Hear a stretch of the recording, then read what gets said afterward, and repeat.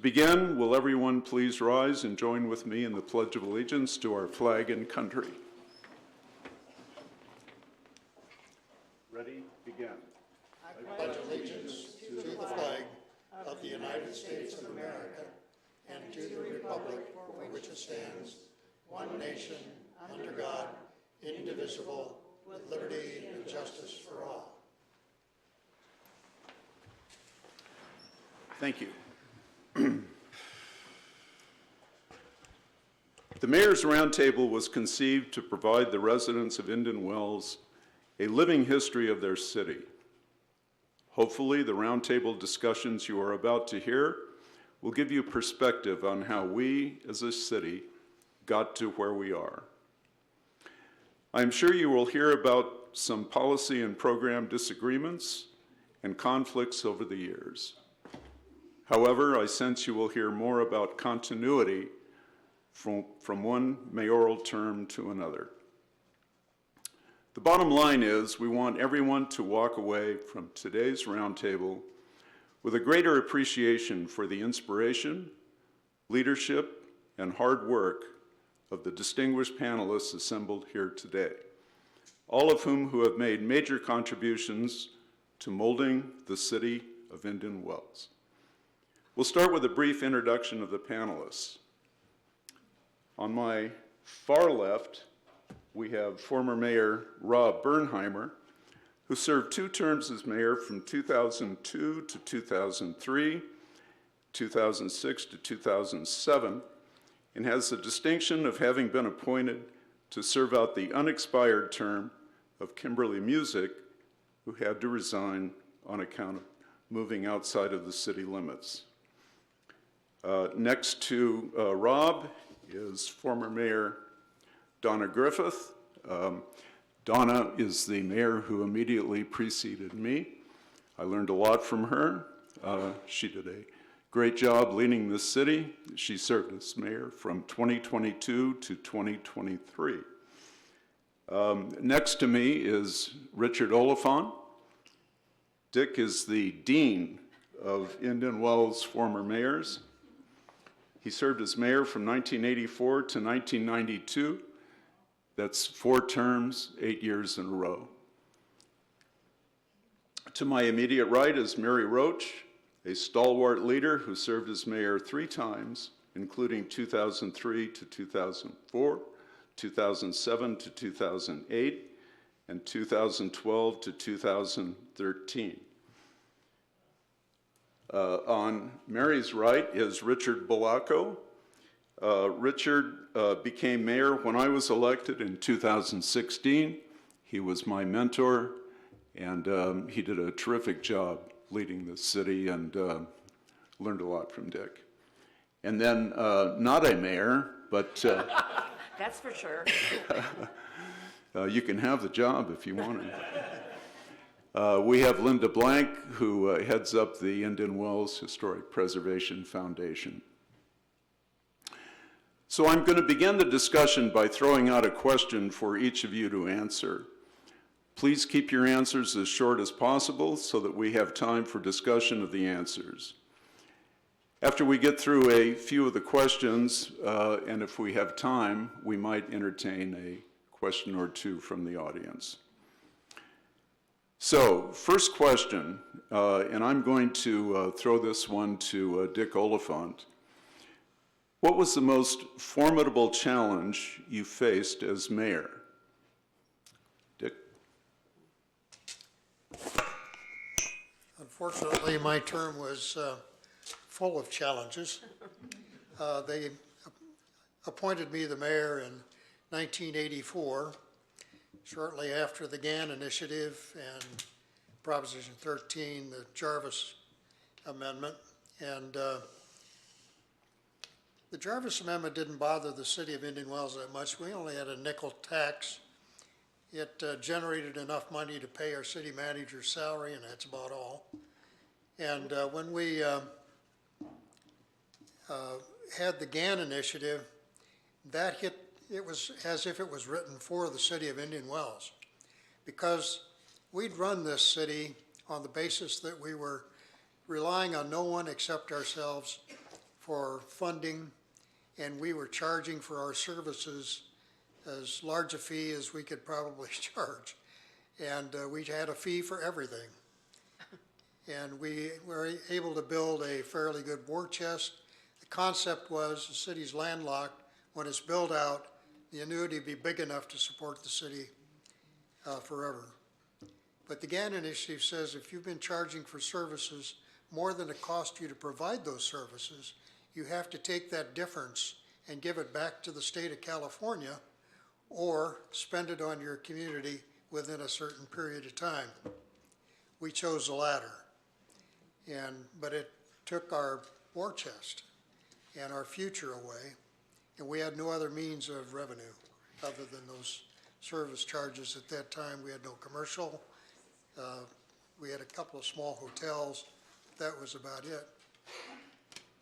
And so when I became the mayor in 1984, the city was on the verge of bankruptcy and losing its charter. We were a little over $500,000 left in our war chest, and we were running close to $300,000 a year in negative cash flow.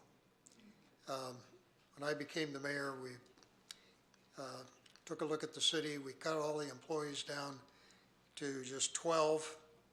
I became a full-time mayor. I was working as well. And we managed to put together a redevelopment agency. We were able to attract some premium destination resort hotels because we built 2 golf courses, and we were able to pull the city back, save our charter, and we became actually the wealthiest city per capita in the state of California. So Dick, from rags to riches, I guess is the best way to describe it. Why don't you just very briefly give us the concept that you created to save the city from financial ruin, which of course took the form of the Indian Wells Golf Resort. The concept was we needed to get premium destination resort hotels in the city because bed tax is the only tax that we totally control how much, and it totally goes to us. We don't share it with anybody. So we looked at bed tax as being the salvation for the city.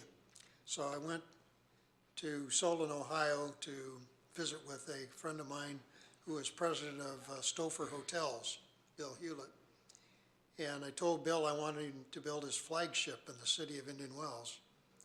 And he said, Dick, I can't do that without a golf course. I said, what if the city built you a golf course? Would you come? He said, we'll look at it. Well, we wound up having his team come out here, look at it, decided that that was a good idea, that if we could build the golf courses, he would build the hotel. And he bought the land from Pacific Bill of Canada. It had belonged to Bob Hope prior to that. And then I went to Charlie Passarell. I asked Charlie if he would move his tournament from La Quinta to Indian Wells and build a hotel. I made him a deal he couldn't refuse, so he came, and with his partner Al Duvall from Scottsdale, they came and built the Grand Champions Hotel. And with the Stouffer Hotel going up and the Grand Champions Hotel going up, that was a salvation because I'd formed a redevelopment agency. Actually, the city formed a redevelopment agency called Roadrunner, and it took in the balance of the city's property within our city limits. And so the incremental growth from those 2 hotels that were both over $100 million in construction generated an awful lot of tax revenue. I'd negotiated with the taxing authorities for a 55% pass-through of the taxes. So we got 55% of all the growth that came out of the taxes, and that was sufficient to build our golf courses and build the clubhouse and get the city healthy. And of course, the Grand Champions is now the Hyatt, Yes. and the Stofers is now the Renaissance. Right. So, Mary and Rob, you two served on the city council. Mary, I think you were mayor when the concept was developed to kind of amp up the golf resort and to build the golf resort as we know it today. You want to comment on that? Sure. And Rob, jump in any place I make an error, which I may. Rob and I were both, actually you were seated just before I was because you replaced Michael Andis. But what happened was two things. Our sister cities of Palm Desert and La Quinta both saw the incredible impact that Dick Oliphant had made on bringing the hotels and the golf courses to city revenues. So they copied us. And they, probably during our first terms, I'm not sure, I mixed terms up, but they built new golf courses, and it started impacting our financial intake from the golf courses and from our hotels because everyone was going to the new golf courses. Also, the golf writers, the magazines were starting to call our golf courses tired and recommending they go elsewhere. So we sat down as a city. We did a lot of strategic planning, heavy-duty strategic planning and on everything. But the golf course was, how do we get the revenue? At the time I came on council, we were either making $1 million to $2 million a year off our golf course. And we wanted to bring that money back into Indian Wells. So we had to update because of what the golf magazines and golf writers were saying about us. So we undertook a long-range project, and it took a lot of years. Well, we first looked at maybe we were going to do a renovation of the clubhouse and maybe do some upgrades to the golf course. And when we saw the price tag on all that, we're like, well, this is still going to be a pig in a poke, so let's do something else. Well, and part of our overall strategic planning for our city was we brought in consultants, and we wanted to raise the level of everything in the city to a gold standard, considered a gold standard. And part of that was sitting down and doing focus groups and whatever with our residents to say, okay, what do we do? And we ended up renovating the golf courses first. John Fote did one, and Clive Clark designed the other and changed those, which I wasn't sure was the positive thing, because when you did it, Dick, you could hold tournaments and the two golf courses were comparable. So you could hold a tournament where the players would, didn't matter what course they played on, it would be equal. But Clive Clark and John Fote made very different golf courses. Beauty and the Beast, right?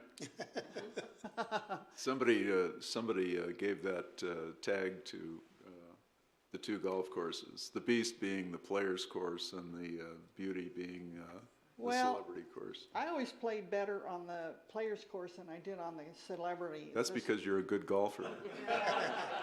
It's because the celebrity is much more a target golf. You have to be much more accurate, in my estimation.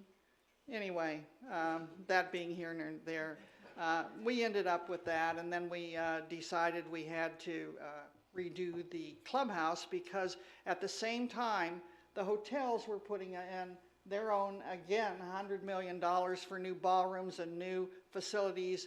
And it was like we were the stepchild there in the middle that was not keeping up to the times. So we had to build a new clubhouse, and that was a challenge as well. Was the Palm Desert competition, was that the Desert Willow golf course? Yes. Yeah. So the new clubhouse that they built and the golf course and so forth. Right, they were taking away our clientele, yes. So the city had to amp up its game. We had to amp up our game. Yep. And it served us well for a lot of years. Thank you, Dick Oliphant. The effort you put in and the fact that you had the contacts and were able to bring all these things to our city have set us up very well for our entire life. Yeah, I'll just add Rob, yeah, why don't you a add couple to that? things, because I think Mary was right on. But, you know, the Esmeralda added the Emerald Ballroom, and they had added a beautiful spa. They'd redone their spa and made a beautiful spa. The Hyatt built that beautiful spa, took down the old stadium. So we had these, you know, we had the best hotels in the valley at that point. And when you looked at it, we were still making money at the golf course. We were doing well, but our golf course was sort of second tier and our hotels were first tier. And we felt like if we didn't do anything, that problem was only going to get worse over time. And so we thought we better be proactive. We're still making money. We could have kept that golf course for a long time and made money, but it wouldn't have been the image that I think Indian Wells wanted to preserve, and then preserve your revenue base, which is the TOT. And a lot of the hotels, we weren't getting as much hotel play in the mid-2000s because they had clientele that didn't want to play a second-rate golf course. They wanted to go play the best golf courses. So that was part of our inspiration for wanting to take a hard look at spending that money. The other thing which would make it easier then than it did now is that $80 million we spent was redevelopment money, which means it didn't come out of anybody's pocket in the city. In fact, when you spend redevelopment money like that, all of that tax dollars would have flowed to the county had we not put the $80 million into the golf course. So the residents would have paid their property tax bills, but the county would have kept all that money. And this way we were able to invest in our community by putting it into the golf resort. Yeah, that's a real important point. Yeah, because the city gets, at least when we were involved, it got 1/10 of 1% of our property taxes. That was all the revenue we got. I don't know if that's the way it was with you, Dick, but it was hasn't changed. 1/10 of 1%. Well, it's a little different now because of after the redevelopment formula, Well, but it's and they yeah. changed, the state changed the redevelopment laws based on what Indian Wells did with the redevelopment money. Unfortunately, we had kind of a negative image from how we used redevelopment funds at the state level. Do you realize when we formed the redevelopment agency, I had to go to Sacramento to get that approved. And, you know, we were considered one of the wealthiest cities Right. per capita. That was the residents, not the city. And to go up and tell them that we were blighted was a real challenge. But when I showed them economically that this city was going to lose its charter because it's going bankrupt, we had no visible means of support, and that economic blight was going to devalue everybody's property because we were going to go back into the county and be under county control and zoning and not self-control.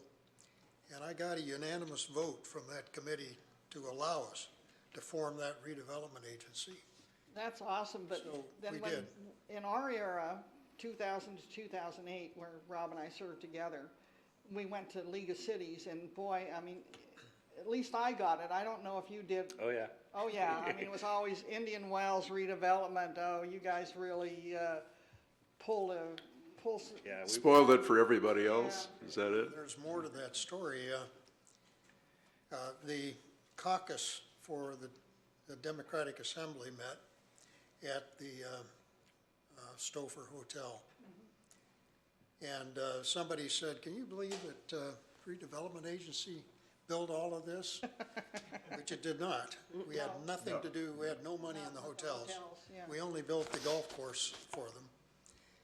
And so they decided they wanted a public hearing. So I spent almost a week in Sacramento answering for our redevelopment agency. And I said, "Look, you gave me permission. If I'd have failed, you guys would probably have bailed me out. But I succeeded, so why are you giving me trouble. And I wound up clearing that up, but we had to go through the hearings. Dick, I think you could sell ice to the Eskimos. I will say one thing. Yeah, go ahead, Rob. The golf resort was probably the most important thing in Dick's council. It was the most important thing in our council, and it's the most important thing in the current council. Well, I was just going to segue to Richard Balacco and Donna Griffith to chime in here, because the current council is on the cusp of making some yet additional improvements to the golf resort. Richard? Yeah. Donna? Well, 2017, life had changed, and our hotel guests were no longer playing golf. And the golf course was losing money. So when I became mayor, I don't know whether it was Mr. Peabody or what, who brought forward some changes at the golf course. But one of the things we had was a hearing on changing residential play rates. And I think of all the hearings I sat through in my 8 years, that seemed to press the button here in this community. In ours too, but Yeah, and I think the proposal, just to share that, it was a year-round $35 rate back then. There were, a third of the tee times, so there were lots of proposals whether the third of the tee times would remain with residents, some change in formula, whether it would move to just one golf course. But at the end, after listening and hearing a lot of things, a couple things happened. The residential benefit card, which we all know, used to be zero, okay? There was no cost to the benefit card. All of a sudden, we decided that it was a two-tier deal. We moved it to $50 for golf and $10, I think, for social. And the social cost, really, the $10 came about because we were having all these social events. People would sign up and then a number not show up, so that the city was incurring cost, and they felt that maybe they'd put some of that onto the residential benefit card. But in the long run, after a long hearing, we moved the rate to $50 between January and April 30th. And that did help somewhat. It wasn't that the residents were bailing anything out, even at that rate, because at 50, it was still below cost, significantly below the cost for a round of golf. And so that happened under my era. I think to pass that on, there were a number of things that were happening in the golf world. And then golf was declining pretty significantly, play. Then we had this thing called the coronavirus happen. And with the coronavirus, golf became really the only activity you could do. And if you were there to remember, we couldn't touch the pin. It's hard to believe. We couldn't touch the pin. So Steve Rosen, who was the general manager here, and his team, Joe, et cetera, devised this thing that you couldn't even pull the pin out if you wanted to. They had it locked in there. But it was kind of cool, Richard, because you could use your foot Yeah. and you could hit it and the ball would The pop ball out. would pop out. So Yeah. I was kind of sad to see it go. Yeah, well, the golf world helped us out. You can leave the pin in now. You don't have to do anything. But that was kind of the the precursor. Then, like I said, golf became hard to get a tee time here during the coronavirus because so many people were at home doing things or not doing things, as the case may be. But the one thing they could do was golf. So the whole pro shop was closed. You couldn't go in the clubhouse, and everything was out there. You barely could touch anything. It was like. And record revenues. Yeah, and record revenue. Absolutely. That really rescued not only our golf course, but golf in general. And with that, with so many new people that got introduced to golf, golf has continued to be relatively popular still again. But it was really declining, and there was a lot of talk to, how the golf course could even be sustainable in 2017. So, Just to add to one comment that Richard made about the $50 fee for playing golf. I don't know how long it was, maybe a couple of years ago, working with Troon, a concept called dynamic pricing was introduced into the pricing for a round of golf. And what that means is that the greater the demand, the more an individual pays for a round of golf. And that dynamic pricing model has an algorithm. It keeps updating constantly. So if all of a sudden one morning there's a huge demand for tee times, the price goes up. And right now, at times, we're charging $330 a round at times for golf. So residents are getting a pretty darn good deal when they can play golf for $50 a round at one of the premium golf courses in California. It's interesting when, as I understand it, when Dick envisioned the golf courses, and when we first started, the golf courses were for the hotels. And there was a formula. It was not for resident play at all. Right. And it was only really after we changed the golf courses that resident play became a factor. Up until then, the resident play was a very minute part of it. And it was open, but always the hotels were first. And then it got changed over the years because of the full chamber councils whenever we brought up the golf resort. The hotels still get the priority tee times. When the way it's set up. Funny how that works. You know, the residents get some, but the majority of the premium tee times are still with hotels. But, you know, our residents are pretty smart, and so they realize that the hotels, while they get a third of those tee times, 72 hours prior to that, they release those tee times that are unfilled. And often those can be filled. Residents can play in that time zone if they're returned. Outside play can play. It just depends what happens. But, you know, that is how it worked. And the hotels at times are full, but, you know, with some of the events that come in and fill our hotels, i.e., you know, Stagecoach or Coachella, a lot of those folks didn't come here to play golf. But they came here to spend money, but not to play golf. That's right. So. That's right. So, Donna, do you want to chime in on the I think it's new very, improvements that we're on the cusp of? It's very interesting how history will repeat itself. So here we are again, and we've decided to move forward with a redesign of the players course, and it's really exciting. And for our current council, we're excited at the prospect of what's to come, but it's already happened before. And so now we're feeling the same excitement that you felt. In 2017, I wasn't on the council, but I was on the golf advisory committee, and trust me, nobody took it lightly to increase or to make any kind of fee change for residents or to charge for resident benefit cards, that's for sure. But it's one of the iconic benefits that our residents have that is constantly talked about. So there is a reason to protect it.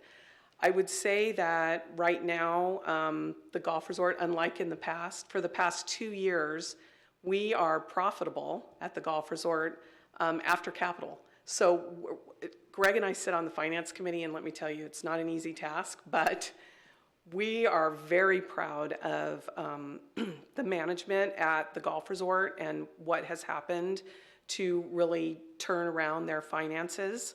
And we're looking at a beautiful redesign, and lots of community input has already been had. We've had 2 strategic planning sessions year after year on this redesign. We'll be using John Foyt, who created a beautiful golf course and now is going to sort of be able to live out the dream. He never did really want to have 17 and 18 across the wash, but it had to be there to facilitate the hotels. We had to have views for our hotels, and, you know, initially that's why the golf courses were designed the way they were, but now with the advent of some new and different ideas from our hotel partners, it does make it feasible and possible for us to move those 2 holes and to have a more contiguous play. We'll have returning 9s, which Players doesn't have right now. As you know, in any business, food and beverage is king. And so this is going to enable us to have returning 9s be able to sell a hot dog or 2 out there on the course at the Fairway Grill. And it's an exciting time for the city. But one we've clearly already been in twice before. Yeah, it might have happened earlier because when the Esmeralda/Renaissance, they were considering putting water slides in, like the Hyatt did, prior to the Hyatt actually. And they did they were pretty serious. And in order to do that, we would have had to figure out how to move the 18th hole at a minimum, probably the 17th hole too. So it might have moved ahead faster had that come to play. But after they did it, the Renaissance decided, they're an investor-owned group, by the way, so they decided they didn't want to spend, it was a $12.5 million price tag for the water slides they were looking for. And they chose not to do it, and the Hyatt jumped in and did it at a cost of about $25 million. Right. But I think the Hyatt business, I don't remember the statistics, but they significantly grew their customer count because of the water slides. They did. So, don't know if the Renaissance will come back, if the holes are moved and do anything with that. But the deal was the 17th hole, the property was owned by the city, and the 18th hole was owned by the Esmeralda with a right-of-way for us to play golf on. So, Well, Richard, whether they come back or not, I can tell you that, as always, the city of Indian Wells, like a cat with 9 lives, has landed on all 4 paws and is ready to move forward. And the Esmeralda will have to decide, what do they want to do or not do. yeah, for sure. There's an interesting similarity. You said that the hotels didn't want to have the golf course wrapped around it anymore. They wanted to do things, which is just sort of a change in circumstance from Yeah. when we were involved. But we felt we had the same issue come up because when Dick was on the council, and they built the clubhouse, they didn't build a great dinner house. They didn't build a restaurant that would, because the hotels feared that it would compete with their restaurants. Yep. This is what Dick told me when we were going through the golf course. By the time Mary and I were a part of the golf course renovations of 20 years ago, the hotels had come around and said, gosh, we think we could, at best we're going to keep our guests on campus for one dinner while they're here, and then they're going to want to go elsewhere, and there's nowhere else for them to go other than hopping in a car and driving somewhere. So they felt like if we built something that could be a dinner destination, that their guests would use it. So it was a complete change of attitude, which created a different design for the clubhouse in 2004 timeframe versus 1984 timeframe. Yeah, but the other thing is the Esmeralda wanted to use the 18th hole on the players course to build casitas like the Hyatt had, because those were premier destination usage. And we had to fight them on that to keep the 18th hole where it was, because they wanted that land then to do those casitas. They still do. Yeah, Nothing has changed. nothing's changed, Mary. It's interesting how things change. By the way, if you hear some sneezing and wheezing up here, Donna and I are afflicted with the same virus that's been going around. So We're over it, Greg. you're over it, yeah. Wow. I'm told I'm not contagious. so Didn't get not any to worry. advance notice on that. So it's interesting how times change and how the business models of the hotels have changed and how the golf resort has had to keep pace with the changing of the business models at the hotels, and how lucky we are that there's been a resurgence in golf, and so now we're not so dependent on the hotels for golfers. We get golfers from all over the place who flock to the golf resort because the courses are so well maintained, and it's a great experience for any golfer. You know, at the time we put the hotel program together, the hotels wanted to be wrapped in golf. And so we put those holes around the golf courses. They own the land. We had a 99-year lease. Yeah. The 99-year lease, I remember giving them a check paid in full, $99. Oh, my God. Yeah, we're paid up for 99 years. That's good. On both hotels. And, but they own the land and we rent it. That's one of the interesting issues relative to the easement for hole 18 at the players course, and how you get your arms around evaluation of the easement that we own in terms of what the Renaissance might have to pay to extinguish that easement. Yeah, But exactly. stay tuned on that one. We'll see if the Renaissance comes around and does the kind of water park feature that the Hyatt has been so good luck. successful with. Yeah, right. I'm not holding my breath. Yeah, I wouldn't either. It was in that same lease that we built in the 2/3 starting times for the hotels every day at the golf course, and formed the golf committee so that we could regulate those times. Well, over time, obviously, the golf resort has been the financial savior of the city, driving transient occupancy tax revenues, sales tax revenues, et cetera, that have sustained this city. So let me throw out another question here. We've kicked around the whole inception of the Indian Wells Golf Resort, how it's morphed over time, the various iterations it has gone through and will be going through in the not too distant future. Aside from the golf resort, I'd like to have each of you tell us what you think your greatest accomplishment was as mayor of Indian Wells. And I'm going to start on my far left. Rob? Well, I think it would be, there's probably two things besides the golf resort. Can I do two, or am I limited to one? You can, I'll give you a special dispensation. You can do One of them was really more centered around my efforts, but with the might of the city. So we had our city manager involved, our finance director, and the GM of the Hyatt. We had a crisis over what's now the CVB, the Convention and Visitors Bureau. And I ended up chairing the organization and co-chairing a committee to change that organization.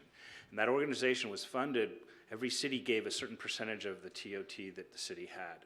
And at that point, Indian Wells was giving $1.2 million a year to the CVB. It was called the CVA back then. But the CVA was grossly underfunded to compete in the marketplace with other destinations that we were competing with in marketing dollars. And so we fundamentally changed how that organization worked. And we created a tourism business improvement district valley-wide, which added 3% to everybody's hotel bill. And instead of each city just taking a piece of their TOT and giving it to the CVB, that 3% went to the CVB directly, and the cities reduced their TOT contribution by 75%. So in the first year, we saved almost $1 million, and today that would be $2 to $2.5 million per year for the city that's been saved. And at the same time, we increased the funding of the CVB by 70%. So it became a fully funded organization, and the tax burden on all the cities went to very, very minimal. And so now you talk about, gosh, that was 15 years ago, and we've been saving $1 to $2.5 million a year since then. That's general fund money that's been saved. So from a financial standpoint, that probably had a huge impact on the general fund that nobody even sees because it was sort of done behind the scenes. Yeah. But that wasn't just, hey, the Indian Wells. The whole city had to go city by city to get all the cities on board to support that plan. And it had to help Palm Springs just as much as it had to help Indian Wells, right? So that was a year-long effort. And of course, the Convention and Visitors Bureau is now Visit Greater Palm Springs. Correct. Right.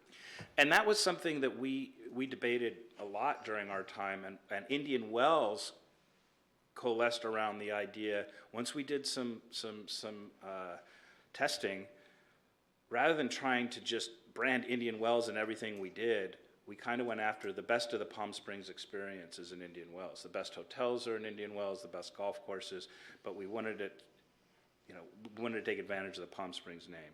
So that's number one. And then the second one, and I'm sure there's different stories for everybody on this, but in the early 2000s were a challenging time for the Indian Wells Tennis Garden. And so I think that was one of the most important things. We passed, when Mary and I were on council, we passed the ticket tax and the voters approved it.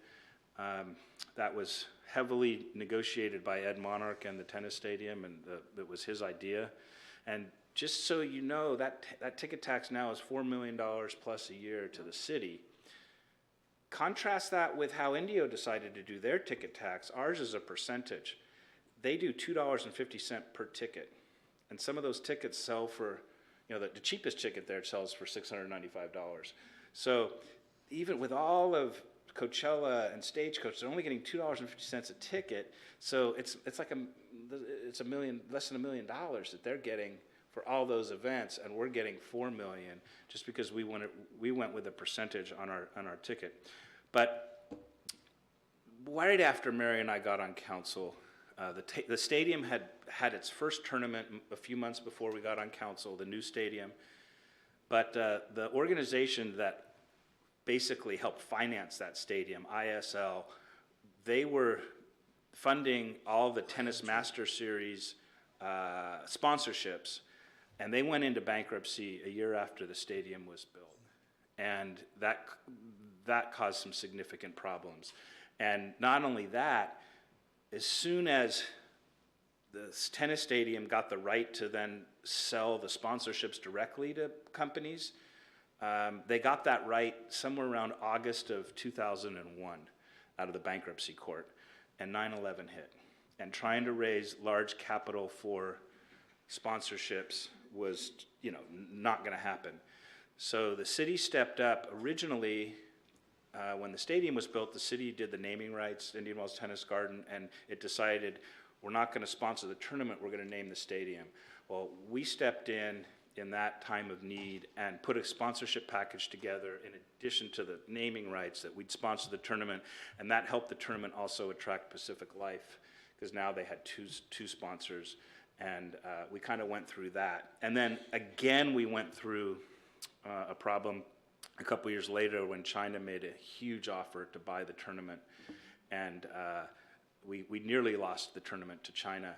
When I was preparing for this, I just stumbled across a study that was done by the University of Oregon on China's bid to get the tennis tournament from Indian Wells. And the conclusion of that article was that that saved tennis. That saved American tennis. Keeping the tournament in Indian Wells saved American tennis. And they sort of detailed why American tennis would have just been decimated had we lost this tournament, because they felt like some of the other big tournaments would have also then gone to China, and we would have had the U.S. Open, but none of the other tournaments that we have here in the U.S. And so it turned out to be a hugely important thing, not just for the city, but for American tennis. Two very distinct accomplishments. Can I add on that? Please Since do, it's Mary. tennis. A couple things that people don't understand, that ownership of the Indian Wells Tennis Garden, the stadium, is separate from the Indian Wells Tennis Tournament. And it was just the tournament that they were buying.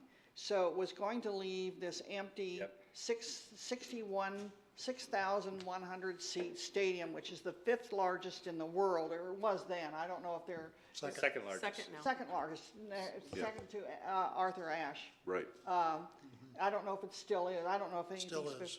Still is. So it's a huge stadium, and it's been a great benefit. One of the things that Rob did not say is that actually China was in there, and then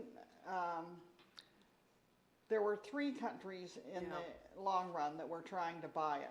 And we had to come up, a coalition was put together, and we had to come up with $40 million to keep the tournament here.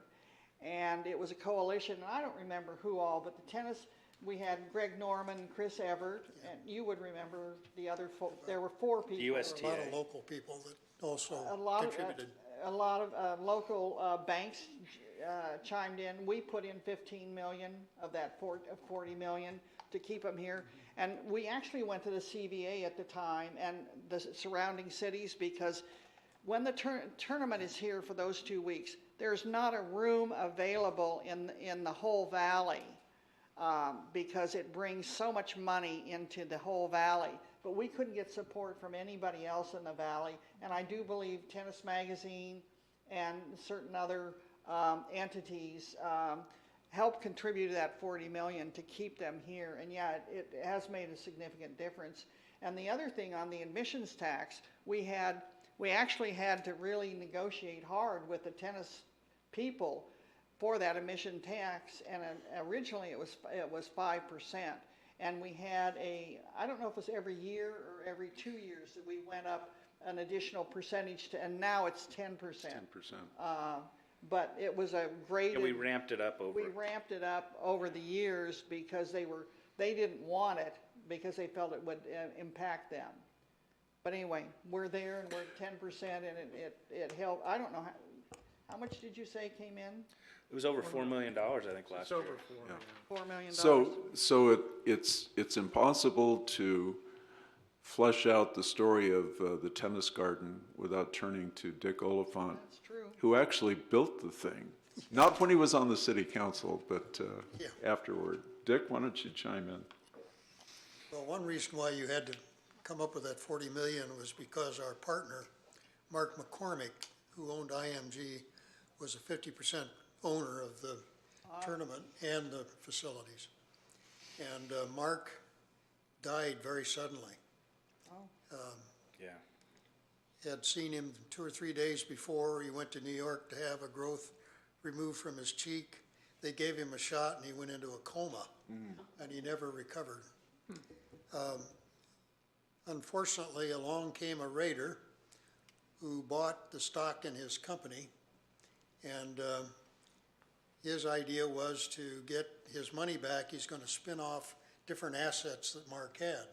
We were one of those assets.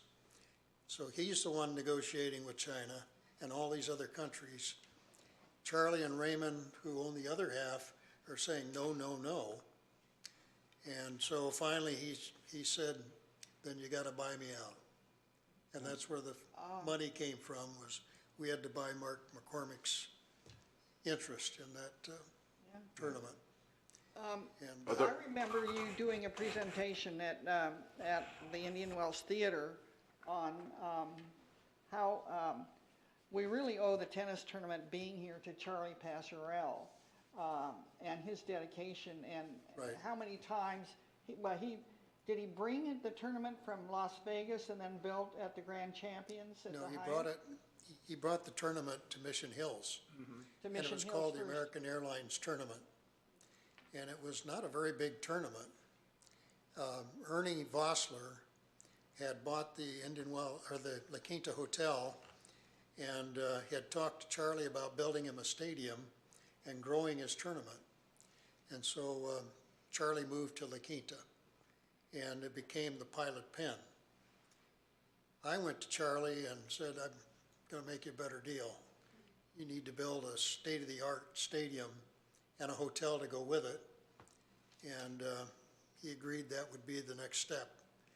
And so we got him over here, and we became the Newsweek after he moved over here. And it was at the Hyatt Grand Champions, And which that was the grand champions. Right, yeah, they a lot of people might not realize the stadium wasn't where it is now. It was where the ballroom for the Hyatt It is. is, Right. right. And It's an when they, 8,000 seat stadium, how many? 8,000 seats. And the concrete for that is actually in the ground underneath, The parking lot. Yeah. yeah, underneath the parking lot over there. Yeah. Yeah, that's what they did with all the concrete. When we built the stadium, right next door to it was a Southern California Edison substation. And Charlie came to me and he said, I need that site for my hospitality village. So I go to Edison and I said, what is it going to take to move that substation? It's in the wrong place. Tall order. And so they said, well, we need to grow it because this area is growing. We need to expand it. And it isn't really, the lot isn't big enough for us to expand on. So I got Bill Bone to give us the piece of property on the other side of the channel that he was not going to build on for the substation, and negotiated with Edison to move the substation to that site. And the city paid, I think, $1.5 million or something like that for it, which Charlie and Al Duvall had to build a parking garage because they needed parking, and we needed more parking for the golf resort. And so the city made a deal with them. We traded that site that we acquired from Edison for 60-some parking places in that parking garage. So we actually paid for those spots. Do we And, still own them, Dick? I think we We ended need up. some parking right now. I think we traded them for the parking in front of the parking garage, that's owned by the Hyatt. Yeah. And gave them back the spaces actually in the garage, and we have the piece in When we front of it. We'd actually redesigned bought the- and paid for them. Because they were looking for more parking, I and we remember, kind of yeah. figured that out. So, I'm looking for parking. Things so changed. Dick, let me ask you this. You were instrumental, well, instrumental is an understatement. The golf resort was your idea. You brought it to fruition. You also built the main stadium at the tennis garden, Built all the tennis garden. the whole thing. Yep. So, of those two monumental achievements, which one are you most proud of? That's like picking Tough one of question. your children. They have different personalities. They're So- both very important. Equally proud of both? They would be lifetime achievements individually for any Individually. one person. Absolutely. Just to move the Edison substation would be a lifetime achievement. Right.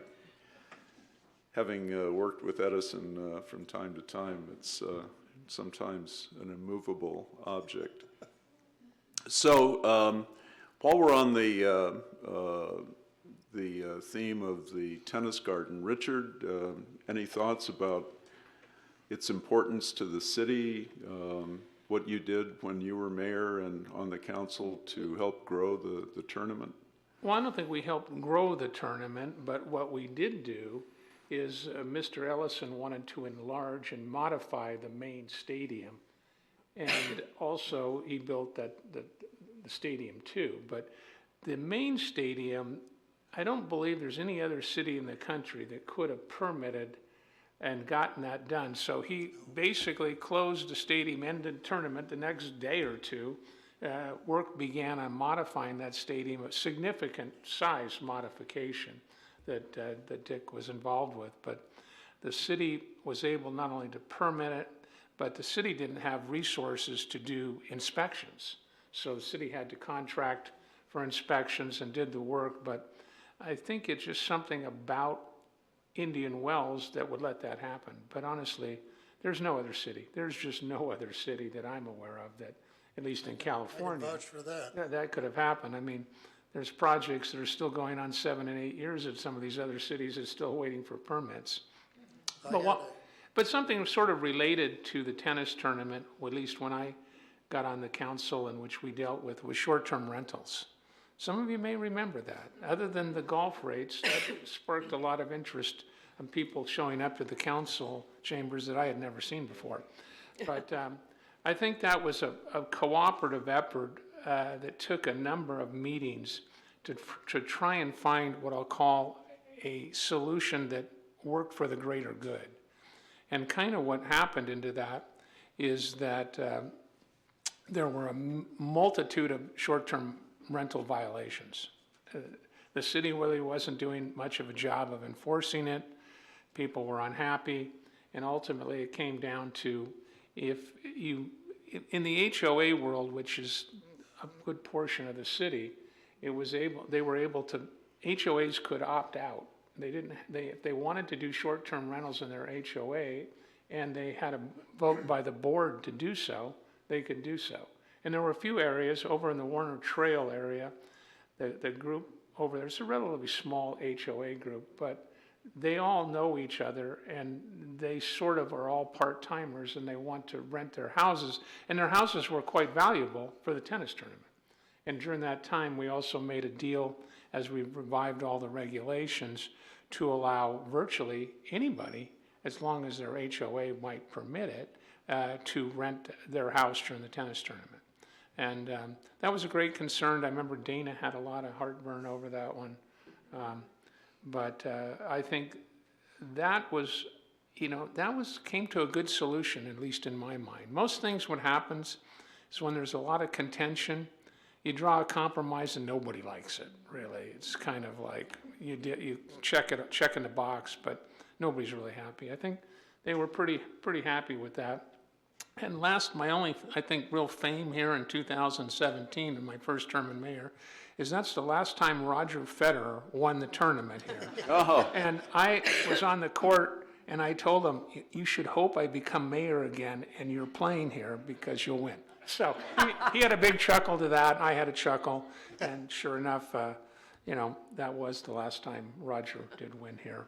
I think many things come to think. One of the things we dealt with, which is totally out of line, was we had some conflicts between council members when I got on here.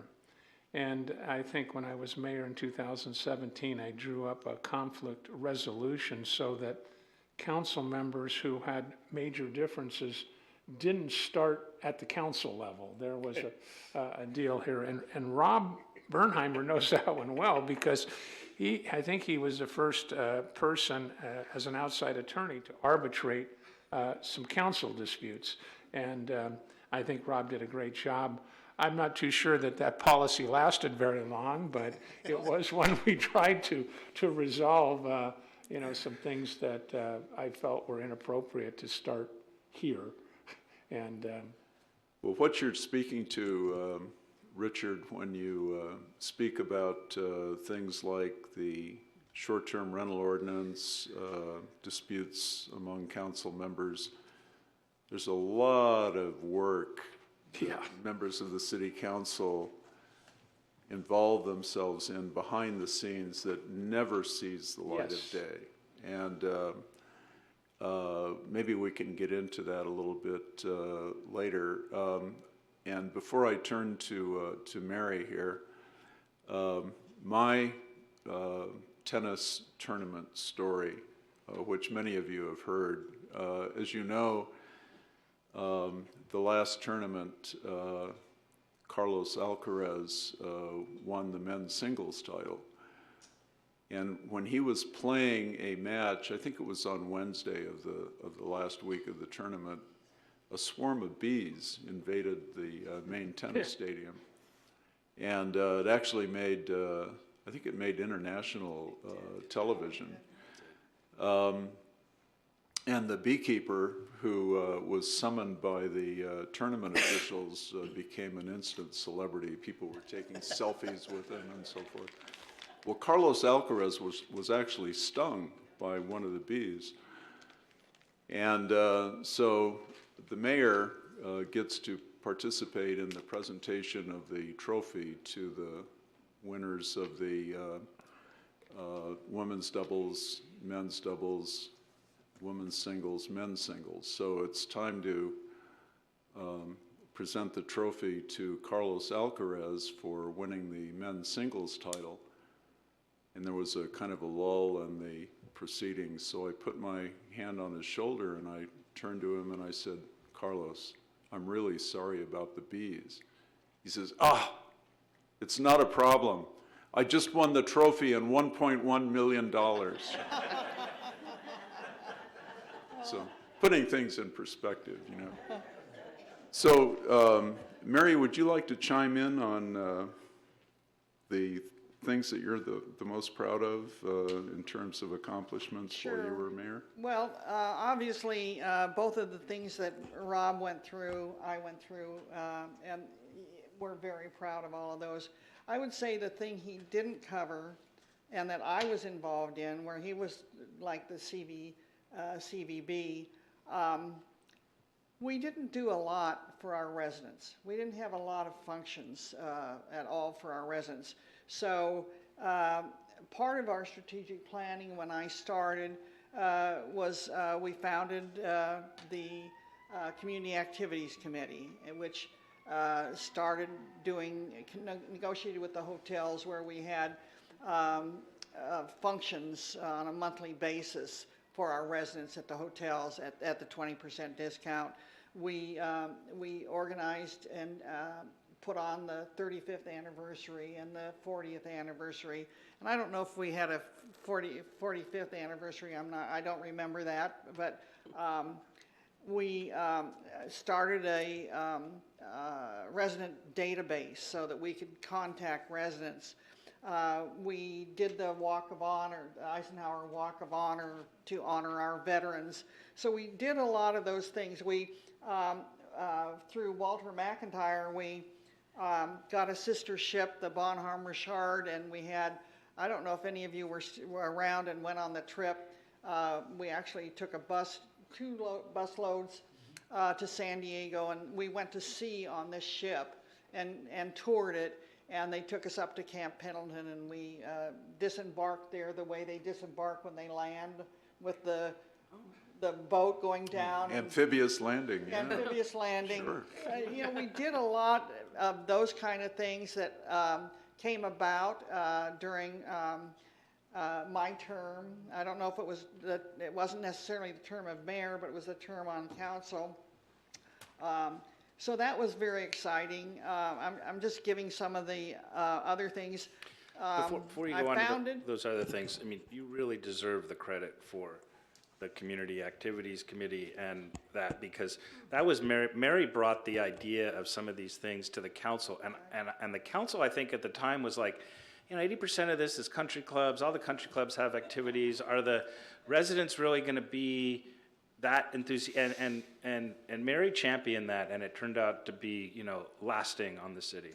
It's been very important, I think, for our residents. Thanks, Rob, for saying that. The other thing was, I founded actually the Indian Wells Historic Preservation Foundation. The name has changed. You've dropped the historic, but I'm amazed and thrilled at how much Linda has done to bring it to the forefront and carry on with that. It was very important to me to retain the history of Indian Wells. For instance, the Kavanaugh Adobe, which is the old adobe house on Cook Street, that was going to go. That became the historic monument #1 in the city. I tried during our term to save all of Carl Bray's whole spread, which I was not successful in doing. I think the day after I got off council during that second term, they demolished it. Thank you, Larry Spicer. Where are you? But you waited until I was gone to do that. But we have a replica. I don't think we have the old sign. No, I think it was too Isn't that the sign?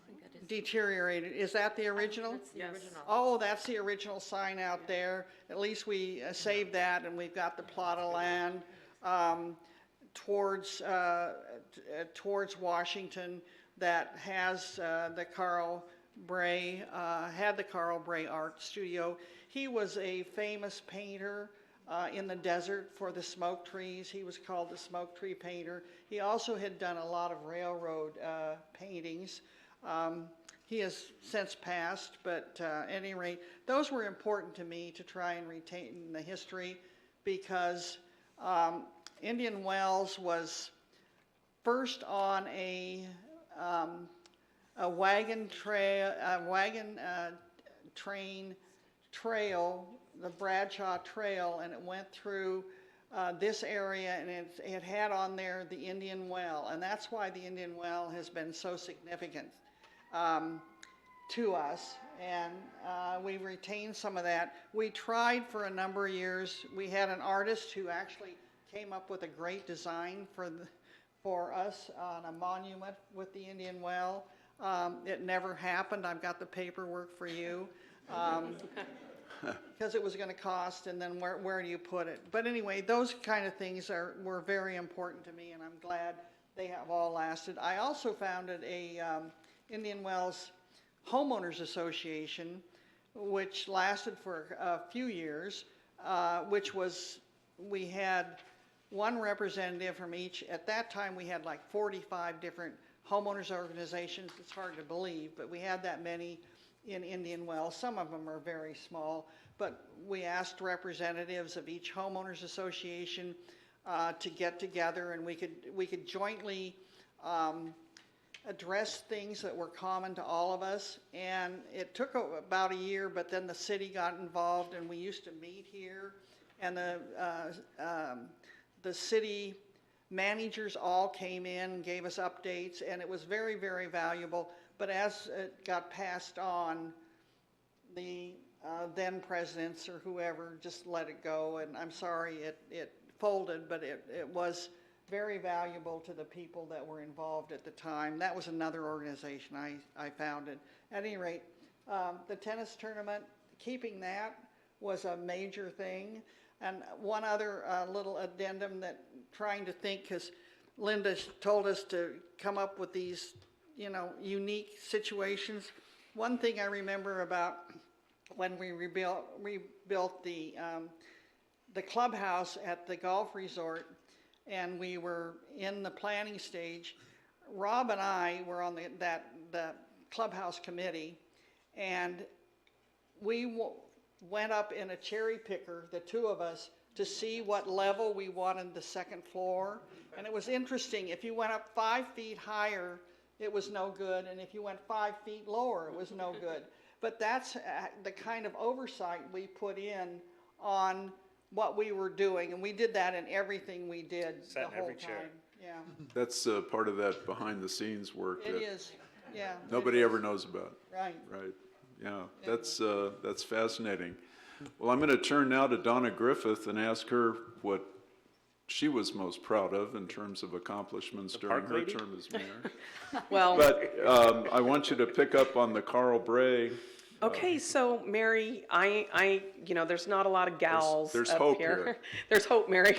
Thank you. So there's, sometimes when a woman is in this position, she brings a different perspective. And so when it comes to community activities, a lot of our community activities members on that committee are here in the audience. They work tirelessly. We have built on your list of activities and probably doubled it, but we have not had any amphibious landings. And I saw their little faces light up out there, so we may have to revisit that. But, and with regard to the Carl Bray site, I agree with you. I was devastated, having lived here my whole life, seeing that building come down. It was very sad.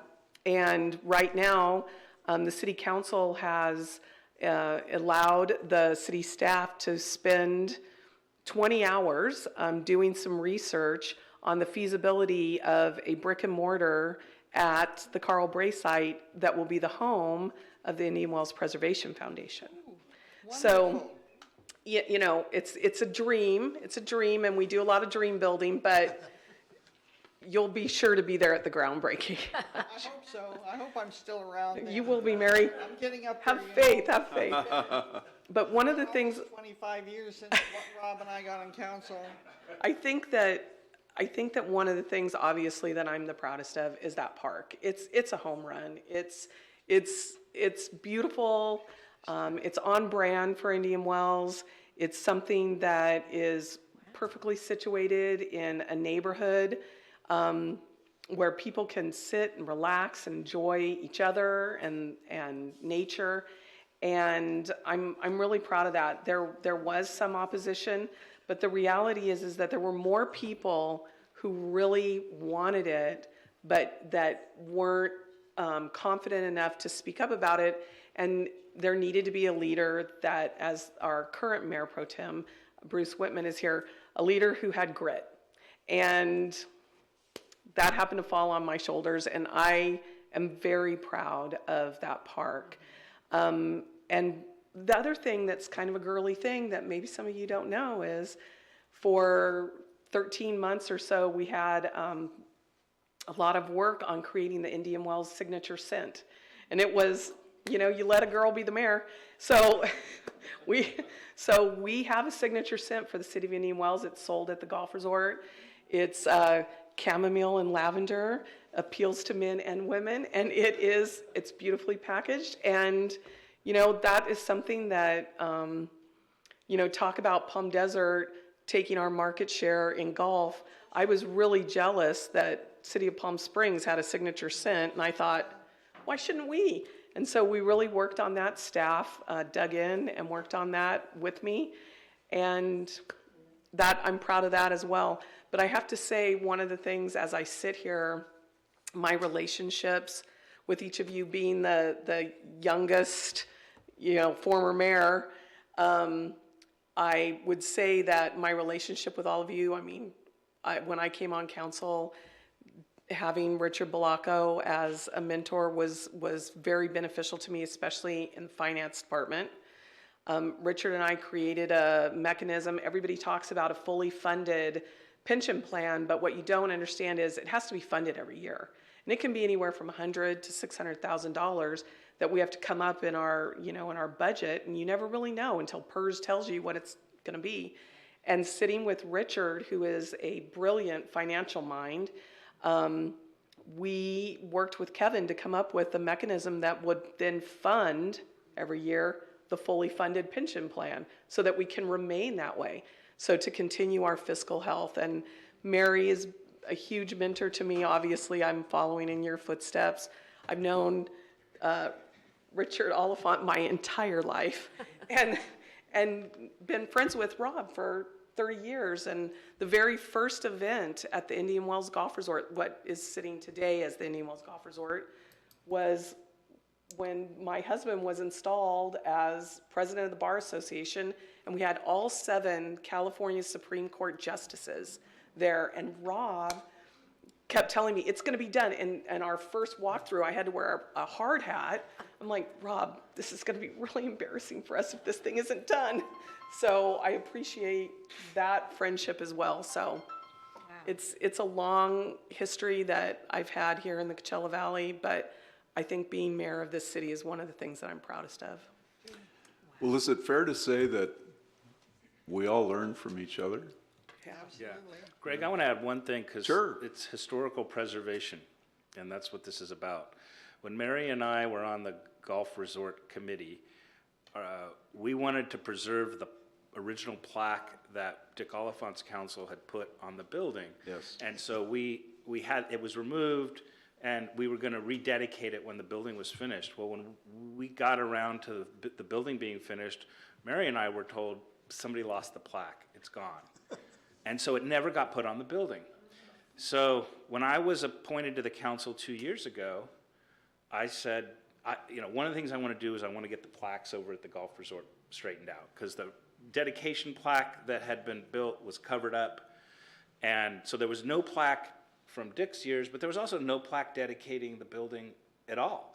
So I called up Dick and I said, do you have a picture of that old plaque? And he dug one up and he sent it to me, and I showed it to Chris, and then somebody from Public Works is going, Behind. We've got that in the Public Works building. Yeah. It's in a shed. Yeah, it's in a shed out back. I'm like, I was told this was lost back 15 years ago. So the next time I showed up in Chris's office, it was sitting there. And so the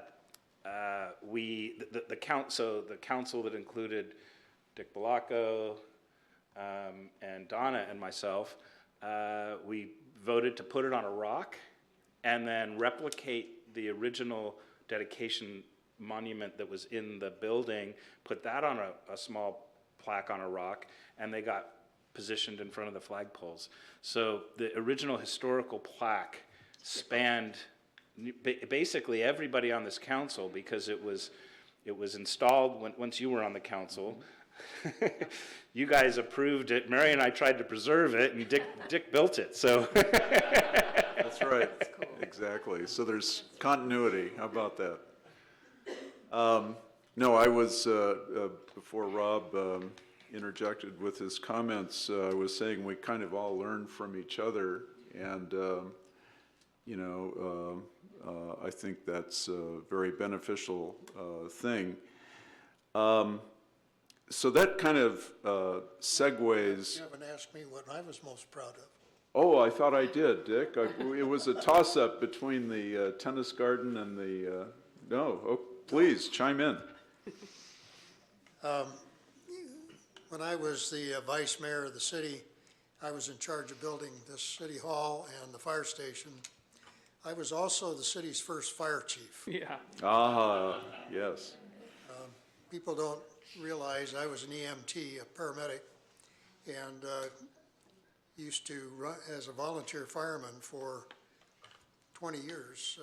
Used to run medical aids as well as on fires.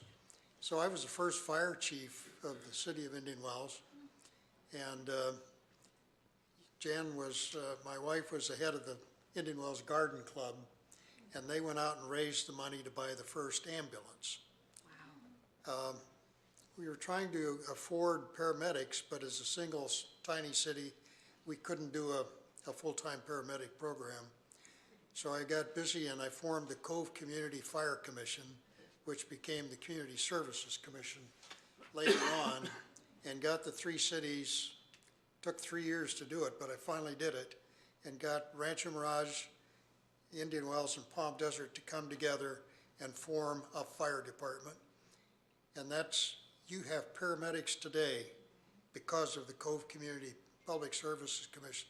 You wouldn't have paramedics otherwise, other than through private services. This is public services. And one of the things that I was most proud of is that no one ever paid for a ride in the ambulance. It was a free service if you were a resident of those three cities. So that was one thing I'm very proud of. Dick, would you like to come back as fire chief? Well, I want to know if he's in the PERS system. God, let's hope so. I don't think so. The other one is that people don't realize it, but Rancho Palmeras had crown streets and ditches, and telephone poles in the backyard, power lines in the backyard.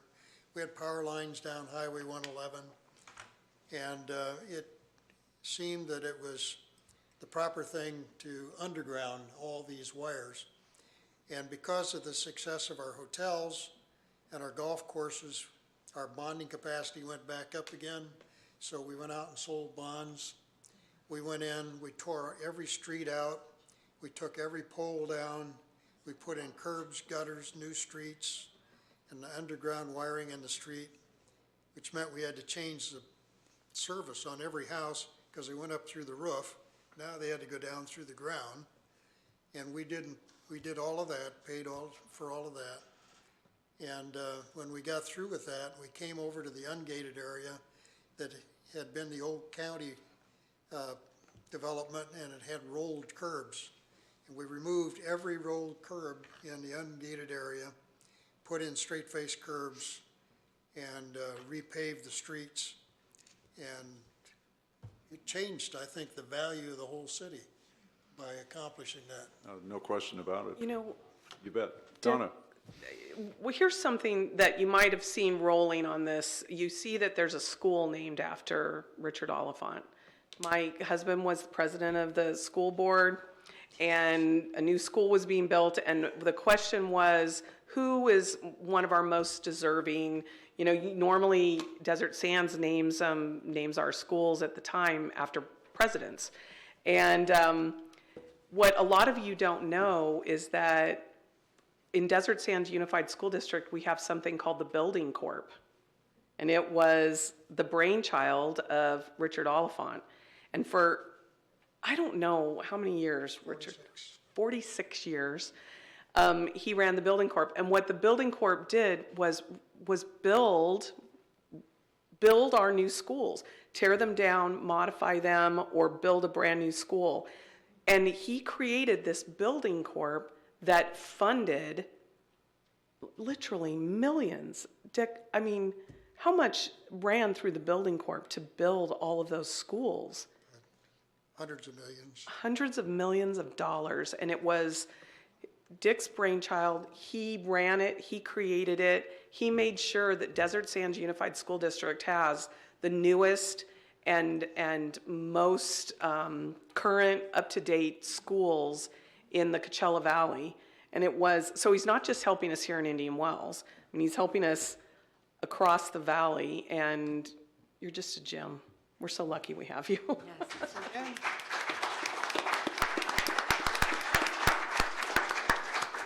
Very appropriate comments.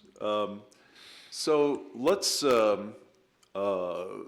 instead of dealing with a lot of the visible fluff that we're all so proud of, let's take a little bit of a deep dive here. And let me begin this question by saying that each of you had preconceived notions of what you would like to accomplish during your term as mayor. And one of the things that hits you in the face right away, of course, is the Brown Act and all of the restrictions that are placed upon mayors, members of the city council in terms of communication with your colleagues outside of public meetings. So how is it that you muster a consensus to drive initiatives forward, the things that you want to have accomplished during your term as mayor, when you have all of these communications restrictions that are placed on you? What's your workaround? How do you exercise your leadership when outside of the context of a public meeting, you can hardly have a conversation with a colleague? I'm going to start with Rob. What's the statute of limitations on Yeah. Brown Act violations? No, I knew that would come up. Right. You know, on the one hand, we all want transparency in government, and so having open meetings.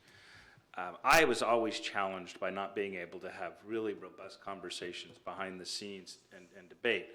Our Supreme Court justices do it when they debate opinions, and that's how they get to it. But when you look at the founding fathers of our country who spent a summer in Philadelphia, they had closed-door constitutional convention, no media, and they took straw polls so they could see were they getting close, and they also wanted to make sure that the people's constituents at home weren't getting mad at them for voting one way or another. They were trying to figure out where was the consensus, and that's how we got our Constitution, and cities can't do that. You can't have this discussion about, gosh, what do we want to do, what do we want to do, and then bring that forth for public debate once you have a well-molded policy. I think it's a challenge, and the way I dealt with it was I would pick one person to talk about an issue with. So oftentimes if it was golf course related, Mary and I were going to be talking about that all the time, so I couldn't talk to other people. Sometimes it would be Ed Monarch. Certainly if it was a fiscal thing, I like talking to Ed. He was the fiscal brainchild on our council. So I think I pick one person on that issue that you can really talk to, because you can speak with, if 5 people have to vote on it, you can speak with one other person. That's not a consensus. And then, you have to, between the two of you, maybe you can kind of feel where the others might be and come up with some ideas that are going to work, but then you just have to vet them. And I think that sometimes people don't see the negative effect of that. For instance, if somebody wants to do something in the city and they file an application, that application deserves its right to work it through the process.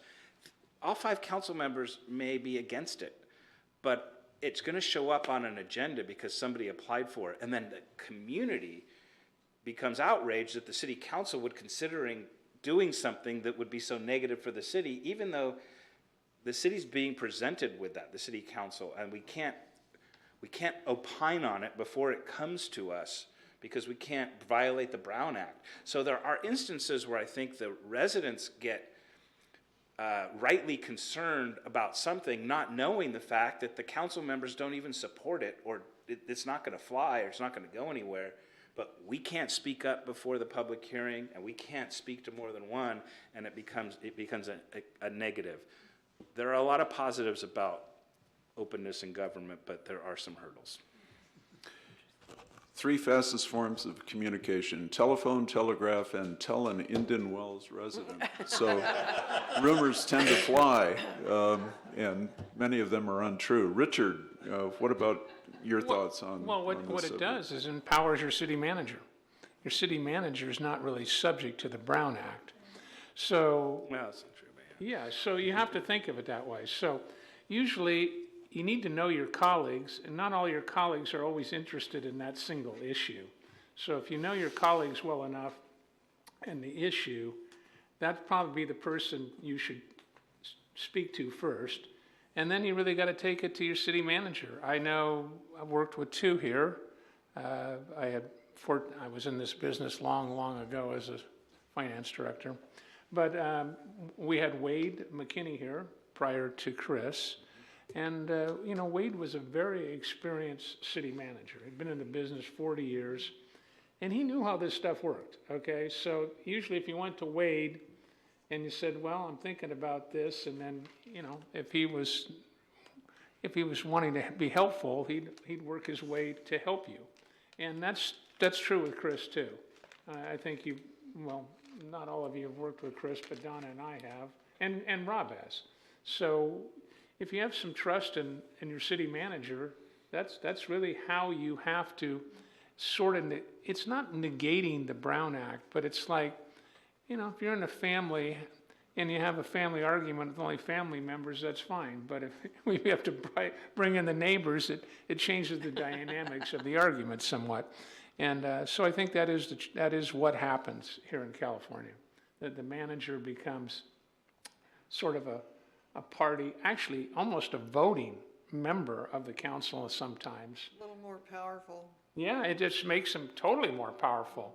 It sort of neuters the council's ability to negotiate. And if you remember what I was saying before is, one of the things that happens and what we see with is a lot of bad public policy. And some of it's attributed to the Brown Act, where nobody could really sort out things early enough.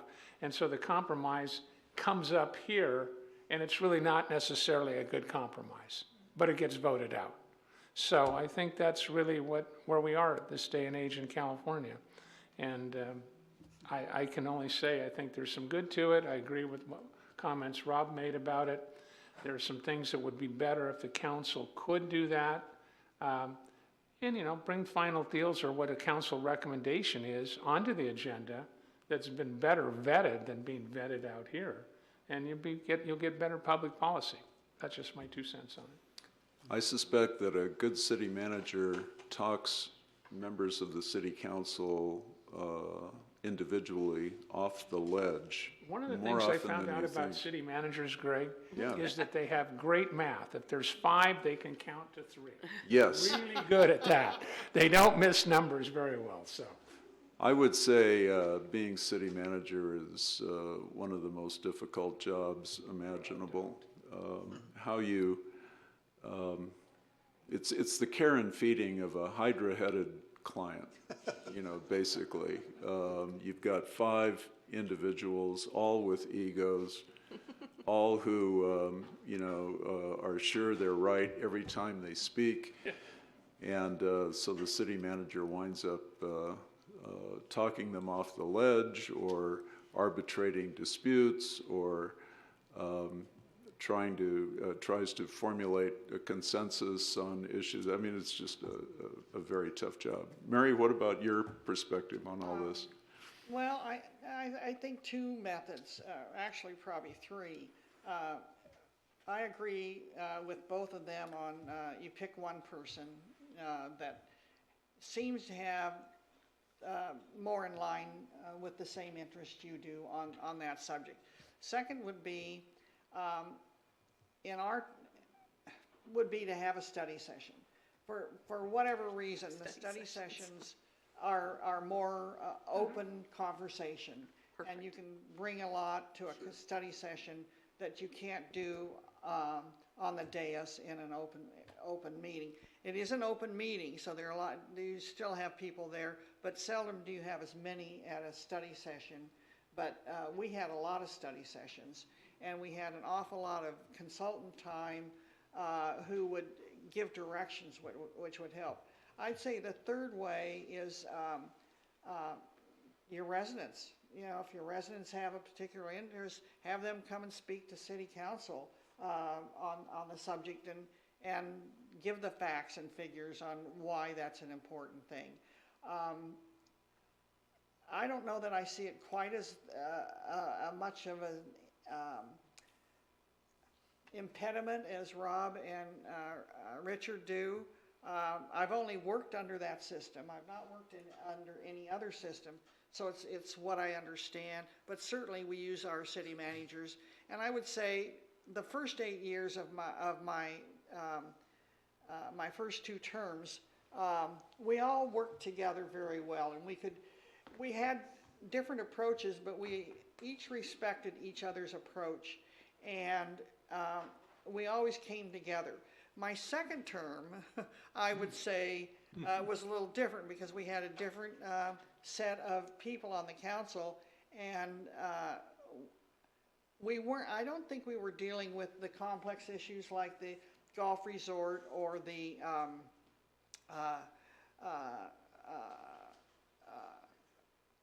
other things we were dealing with at the time, the tennis stadium, where we had to come together as a unit because we were dealing with outside forces that had